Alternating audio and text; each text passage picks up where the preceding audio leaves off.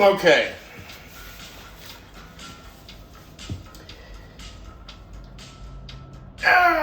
Where do we stand? Apropos yours truly. I need a cushion.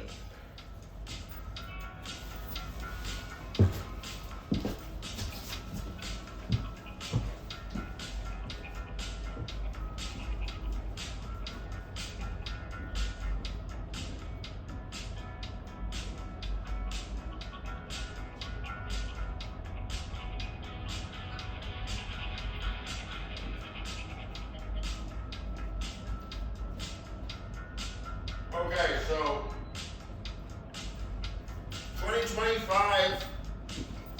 2025 has got to be hands down my most productive year on record. I have produced more raw conceptual firepower in 2025 than all of my life put together, probably by many fold. Why is that? Because it's all cumulative. My life is a kind of self-axiomatizing proof machine. And so therefore, all the theorems that come, the more recent the theorems are, like anything I say today,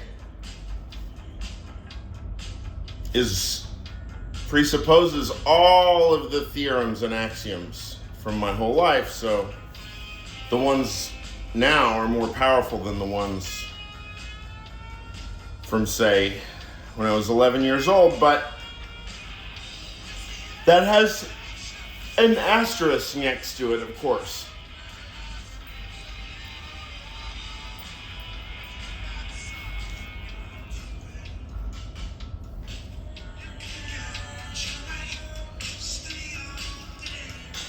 If you want to. Now,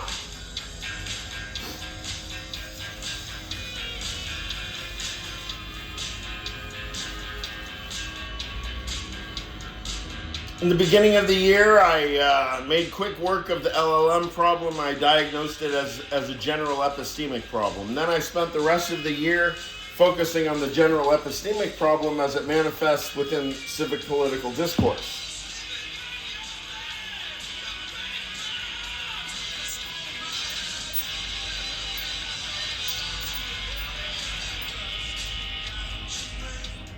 Holy fingers gouge away.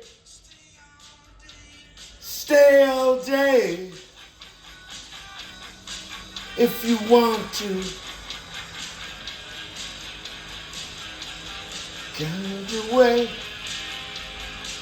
You can gouge away. You can gouge away.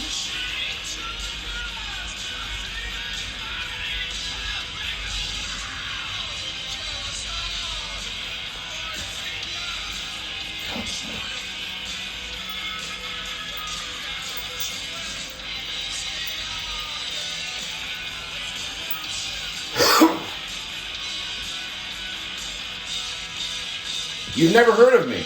Why have you never heard of me?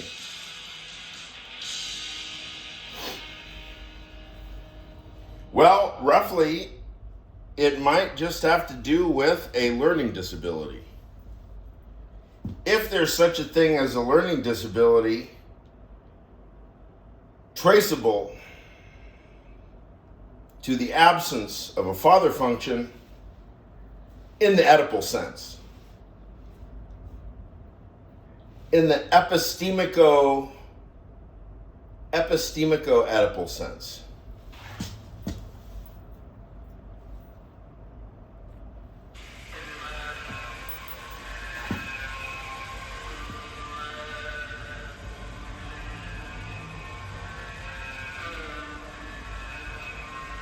All right.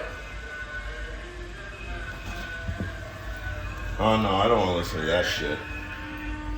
That's one of the, what is that? Semangudi. He's fine, of course. This is the only critique. It has a kind of sickly sentimentalism I can't stomach.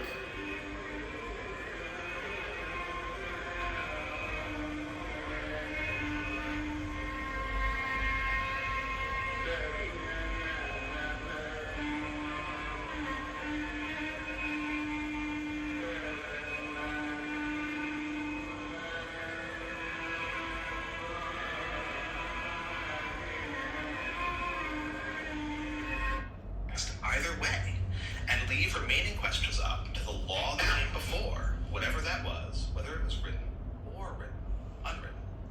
Hence the need, which, again, Professor Sachs and I have tried to emphasize in earlier work, to move beyond the text sometimes, without moving beyond the law. Alright, now even these subjects are ephemeral. Important ephemera, but ephemeral. The problems with pure textualism go much deeper than this. Here is Justice Scalia's A Matter of Interpretation, a published volume centered around his lecture-turned-essay, Common Law Courts in a Civil Law System. It's now given out. This is William Bode. A 1L suddenly discovers that he or she has an interview with a federal judge and needs to be able to talk intelligently about originalist and textualist interpretation. William Bode of University of Chicago, I think. It's a great book, but it has an important blind spot. Justice Scalia advances his powerful argument. William Bode, do you know Robert Brandom? Judge-made common law. In Scalia's telling, common law and unwritten law are judge-made law for judges to make up however they wanted to. Here's Scalia again. You must understand that the common law is not really common law, except insofar as judges can be regarded as common. That is to say, it's not customary law or a reflection on people's practices. It's law developed by the judges. Perhaps in its very infancy of Anglo-Saxon law, it could have been thought that the courts were mere expositors of generally accepted social practices. But from an early time, as early as the yearbooks, any equivalence between custom and common law has ceased to exist, except in the sense that the doctrine of stare decisis rendered prior judicial decisions custom. Stare decisis. Common law cases arguing about which rule is Judge Kavanaugh. which one will lead to better Stare decisis. Sing along. Judge Kavanaugh. What intellectual fun all of this is. It explains why first-year law school is so exhilarating. Clarence Thomas. Elena Kagan. What intellectual fun this all is, right? Devising out of a brilliant Stare decisis. Penis vagina. drunk to this intoxicating well, aspire for the rest of their lives to be judges. Now, according to Scalia, textualism was the way to escape this. What about all that penis vagina testimony That asks, what is the most desirable resolution of this case? among our Impediments justices? to that result be evaded. What sorts of parents are our justices? Are they all parents? I don't know. Function today. Maybe for Is Judge Thomas But it is a not how parent? they're supposed to function, and it is not how they used to function. Once again, the attitude Justice Scalia describes here was held by Jeremy Bentham, who complained about it and did not think it was a good thing. If there's anybody's sex lives that we need to know about right quick, it's of the chief of the justices, the 9 justices. We'll start there. Purposivism and policymaking. I mean, of course, I To grapple with the said about the power judges to decide cases. dear leader yesterday, but in general, all of our representatives are now going to be held to what standard? We need to help recover it. I call it Just a few more examples about the urgency of this. the Nikki Glaser standard. Staple of the first-year curriculum. Why do I call it that? Erie, of course, held that. Oh, this is not bad. The federal constitution This is trouble, Andrew. applied in any case as the law of the state. This is trouble, Andrew. I caught it earlier. You're married to Santi. Oops. It's all good. When did you meet her? How did that unfold? Because this was way before she became kind of like a household name at one point, right? Yeah, I met Santi in New York. I was actually snowboarding. It was before, it was like 2003-ish or something, Right. before I had my big injury. But I'd met her because I was at this magazine. I was hanging out in New York because we were doing like a promotional tour for the snowboard brand. And so we did like a party and like showed the snowboard video or whatever. That's Andrew. I was hanging out. That is Andrew. Fridge magazine, because I had some friends there, and it was kind of like it became Frank 151. Oh wow. But previous to that, it was the guys from there.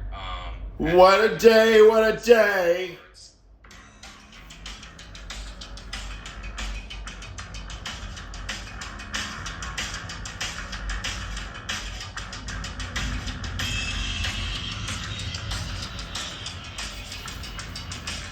See, Santi White can take it. She can take all that, because if you...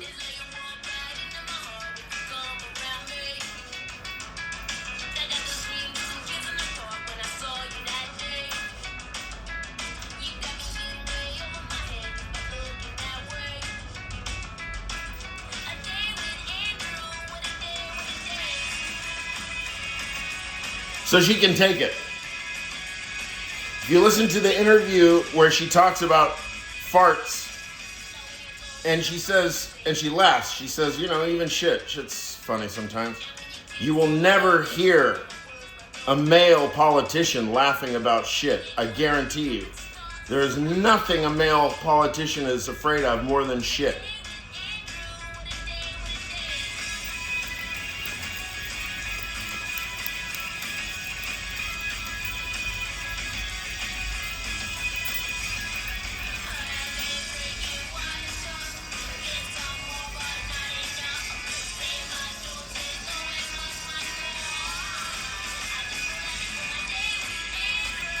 This is for you, Mitch McConnell. I want to hear about your sex life, man, because you've got a very public love life. Who are you married to? Interestingly,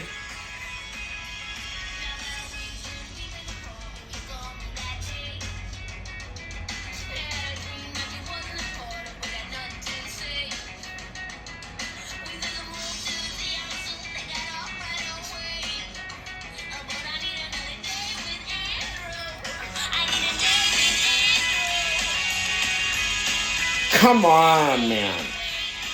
Come on, man.